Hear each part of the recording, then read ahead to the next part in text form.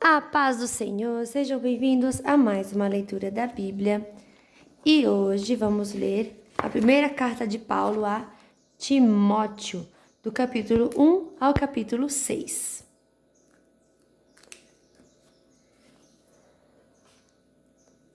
Capítulo 1, Saudação. Eu, Paulo, apóstolo de Cristo Jesus, por ordem de Deus, o nosso Salvador, e de Cristo Jesus, a nossa esperança, escrevo a você, Timóteo, meu verdadeiro filho na fé.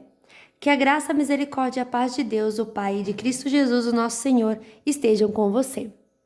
Falsas doutrinas. Peço que você continue na cidade de Éfeso, como já pedi quando estava indo para a província da Macedônia. Existem aí nessa cidade alguns que estão ensinando doutrinas falsas, e você precisa fazer com que eles parem com isso. Diga a essa gente que deixe de lado as lendas e as longas listas de nomes de antepassados, pois essas coisas só produzem discussões. Elas não têm nada a ver com o plano de Deus, que é conhecido somente por meio da fé. Essa ordem está sendo dada a fim de que amemos uns aos outros com um amor que vem de um coração puro, de uma consciência limpa e de uma fé verdadeira. Alguns abandonaram essas coisas e se perderam em discussões inúteis. Eles querem ser mestres da lei de Deus, mas não entendem nem o que eles mesmos dizem, nem aquilo que falam com tanta certeza. Sabemos que a lei de Deus é boa se for usada como se deve. Devemos lembrar, é claro, que as leis são feitas não para as pessoas corretas, mas para os marginais, os criminosos, os ateus e os que praticam o mal, e para os que não respeitam a Deus nem os seus pais.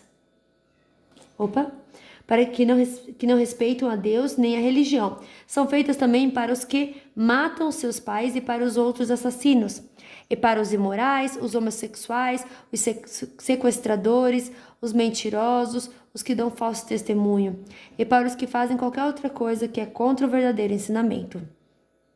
Esse ensinamento se encontra no evangelho que Deus me encarregou de anunciar, isto é, na boa notícia que vem de Deus bendito e glorioso. Gratidão pela misericórdia de Deus. Agradeço a Cristo Jesus, o nosso Senhor, que me tem dado forças para cumprir a minha missão. Eu lhe agradeço porque ele achou que eu era merecedor e porque me escolheu para servi-lo. Ele fez isso apesar de eu ter dito blasfêmias contra ele no passado e de o ter perseguido e insultado. Mas Deus teve misericórdia de mim, pois eu não tinha fé e por isso não sabia o que estava fazendo. E o nosso Senhor derramou sua imensa graça sobre mim e me deu a fé e o amor que temos por estarmos unidos com Cristo Jesus. O ensinamento verdadeiro e que deve ser crido e aceito de todo o coração é este: Cristo Jesus veio ao mundo para salvar os pecadores, dos quais eu sou o pior. Mas foi por esse mesmo motivo que Deus teve misericórdia de mim, para que Cristo Jesus pudesse mostrar toda a sua paciência comigo. Isso ficará como exemplo para todos que no futuro vão crer nele e receber a vida eterna.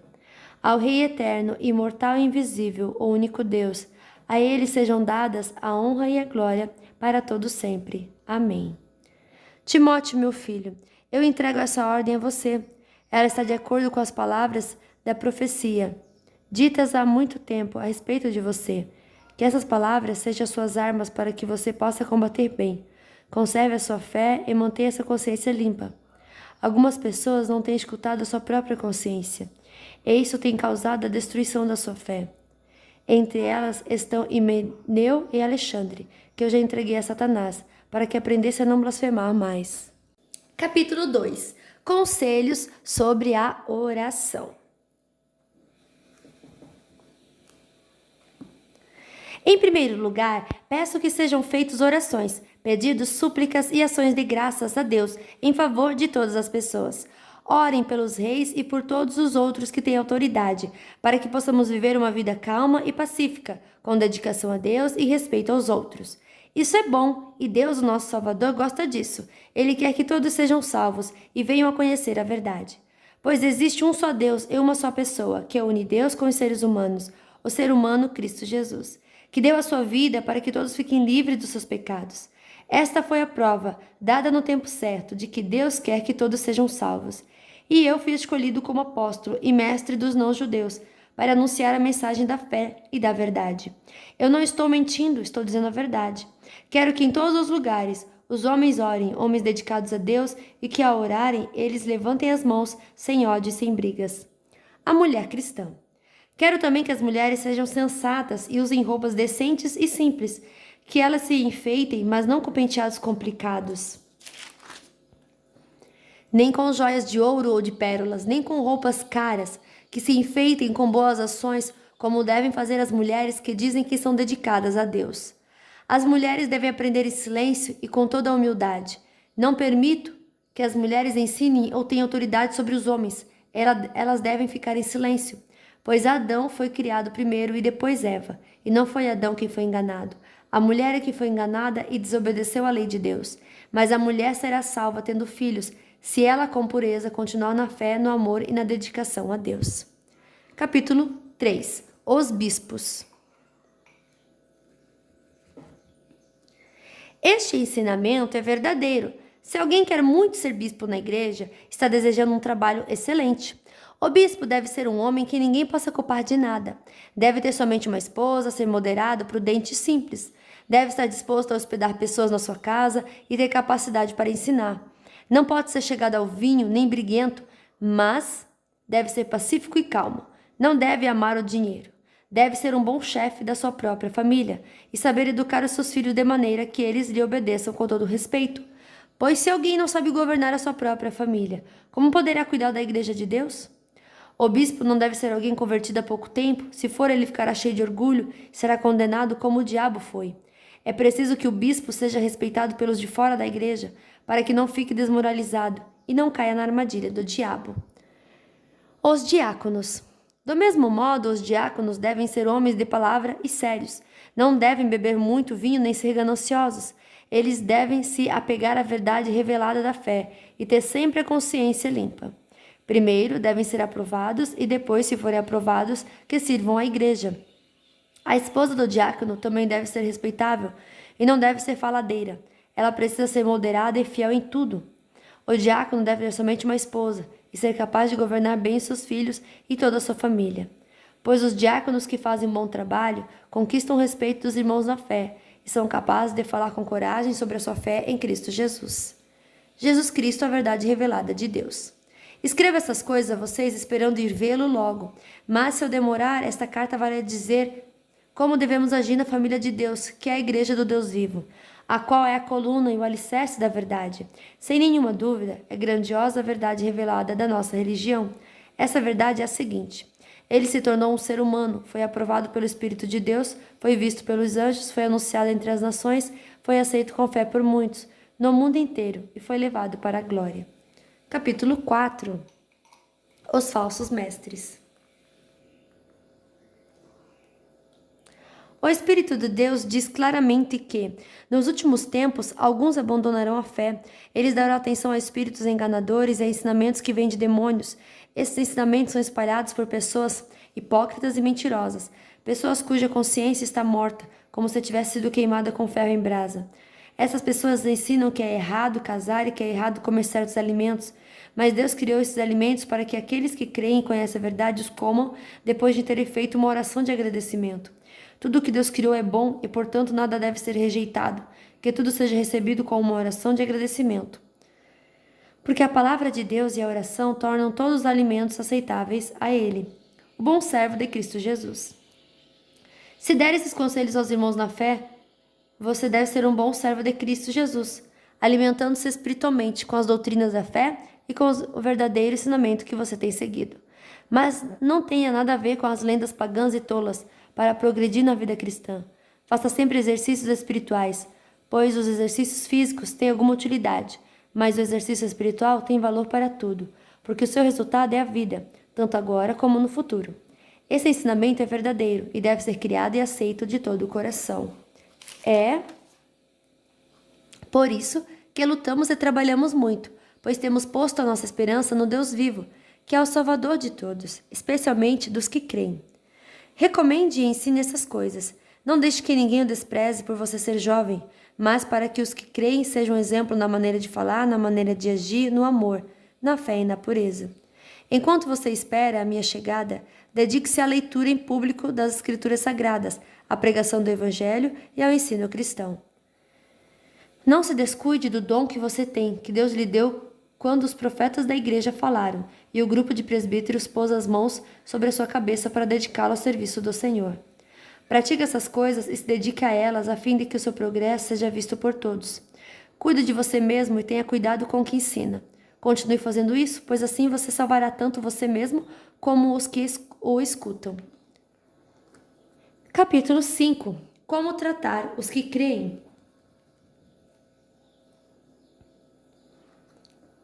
Não repreenda o homem mais velho, mas o aconselhe como se ele fosse o seu pai.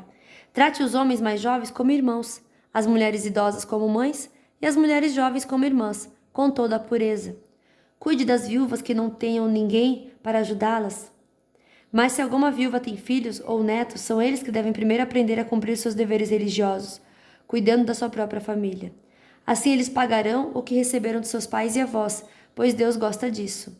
A verdadeira viúva, aquela que não tem ninguém para cuidar dela, põe a sua esperança em Deus e ora de dia e de noite, pedindo a ajuda dele. Porém, a viúva que se entrega ao prazer está morta em vida. Timóteo, mande que as viúvas façam o que eu aconselho, para que ninguém possa culpá-las de nada. Porém, aquele que não cuida dos seus parentes, especialmente dos da sua própria família, negou a fé e é pior do que os que não creem. Coloque na lista das viúvas somente a que tiver mais de 60 anos e que tiver casado uma vez só. Ela deve ser conhecida como uma mulher que sempre praticou boas ações. Criou bem os filhos, hospedou pessoas na sua casa, prestou serviços humildes aos que pertencem ao povo de Deus, ajudou os necessitados, enfim, fez todo tipo de coisas boas. Mas não ponha na lista as viúvas mais jovens, porque quando seus desejos fazem com que queiram casar de novo, elas abandonam a Cristo. E assim, elas se tornam culpadas de quebrar a primeira promessa que fizeram a ele. Além disso, elas se acostumaram a não fazer nada e a andar de casa em casa. E, pior ainda, aprendem a ser mexeriqueiras, metendo-se em tudo e falando coisas que não devem. Por isso eu quero que as viúvas mais novas casem, tenham filhos e cuidem da sua casa, para que os nossos inimigos não tenham motivos para falar mal de nós. Pois algumas viúvas já se desviaram e seguiram Satanás. Se alguma mulher cristã tem viúvas na sua família, ela deve ajudá-las, que ela não ponha essa carga sobre a igreja, para que a igreja possa cuidar das viúvas que não tenham ninguém que as ajude. Os presbíteros que fazem um bom trabalho na igreja merecem pagamento em dobro, especialmente os que se esforçam na pregação do evangelho e no ensino cristão. Pois as escrituras sagradas dizem: não amarre a boca do boi quando ele estiver pisando trigo. E dizem ainda: o trabalhador merece o seu salário. Não aceite nenhuma acusação contra qualquer presbítero, a não ser que ela seja feita por 2 testemunhas, pelo menos. Repreenda publicamente os presbíteros que cometem pecados, para que os outros fiquem com medo. Na presença de Deus, de Cristo Jesus e dos 7 santos anjos, eu peço e insisto no seguinte: em tudo o que você fizer, obedeça a estas instruções, sem preconceito contra ninguém e sem favorecer nenhuma pessoa. Não tenha pressa de colocar as mãos sobre alguém para dedicá-la ao serviço do Senhor. Não tome parte nos pecados dos outros, conserve-se puro. Já que muitas vezes você tem ficado doente do estômago, não beba somente água, mas beba também um pouco de vinho. Os pecados de algumas pessoas podem ser vistos claramente, antes mesmo de elas serem julgadas, mas os pecados de outras pessoas só são vistos depois. Assim também as boas ações são vistas claramente, e mesmo aquelas que são difíceis de ver não poderão ficar escondidas para sempre. Capítulo 6.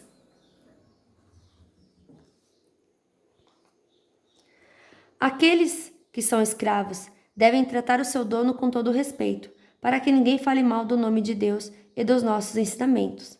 E os escravos que têm dono cristão não devem perder o respeito por ele e por ser seu irmão na fé.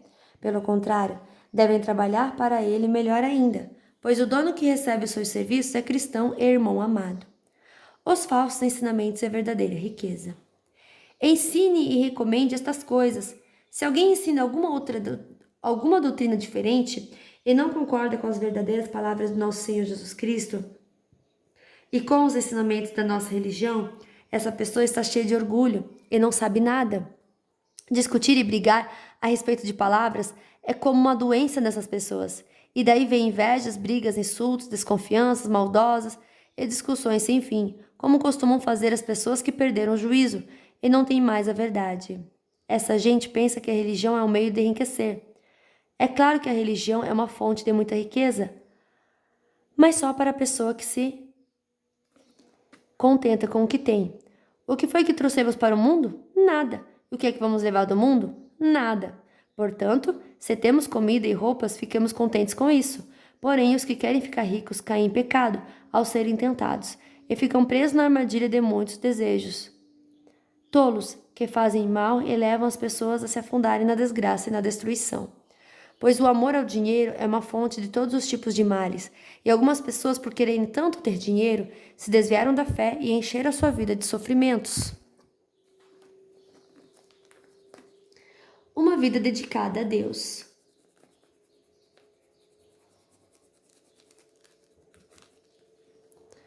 Mas você, homem de Deus, que fuja de tudo isso. Viva uma vida correta, de dedicação a Deus, de fé, de amor, de esperança e de respeito pelos outros. Corra a boa corrida da fé e ganhe a vida eterna. Pois foi para esta vida que Deus o chamou, quando você deu seu belo testemunho de fé, na presença de muitas testemunhas. Agora, diante de Deus que dá a vida a todas as criaturas, e diante de Cristo Jesus que deu seu belo testemunho de fé em frente de Pôncio Pilatos, eu ordeno a você o seguinte: cumpra a sua missão com fidelidade, para que ninguém possa julgá-lo, possa culpá-lo de nada. E continue assim até o dia em que o nosso Senhor Jesus Cristo aparecer. Quando chegar o tempo certo, Deus fará com que isso aconteça. O mesmo Deus que é bendito e único Rei, o Rei dos Reis e o Senhor dos Senhores, o único que é imortal. Ele vive na luz e ninguém pode chegar perto dela. Ninguém nunca ouviu nem poderá ver. A ele pertence a honra e o poder eterno. Amém. Aos que têm riquezas nesse mundo, ordene que não sejam orgulhosos, que não ponham sua esperança nessas riquezas, pois elas não dão segurança nenhuma. Que eles ponham sua esperança em Deus, que nos dá todas as coisas em grande quantidade para o nosso prazer. Mande que façam bem, que sejam ricos em boas ações, que sejam generosos e estejam prontos para repartir com os outros aquilo que eles têm. Desse modo, eles juntarão para si mesmos um tesouro, que será uma base firme para o futuro. E assim conseguirão receber a vida, a verdadeira vida. Timóteo, guarde bem aquilo que foi entregue aos seus cuidados. Evite os falatórios que ofendem a Deus e as discussões tolas a respeito daquilo que alguns, de modo errado, chamam de conhecimento. Algumas pessoas, afirmando que tinham esse conhecimento, se desviaram do caminho da fé. Que a graça de Deus esteja com vocês. Fim da nossa leitura de hoje. Que Deus abençoe a sua vida poderosamente e até amanhã. Tchau!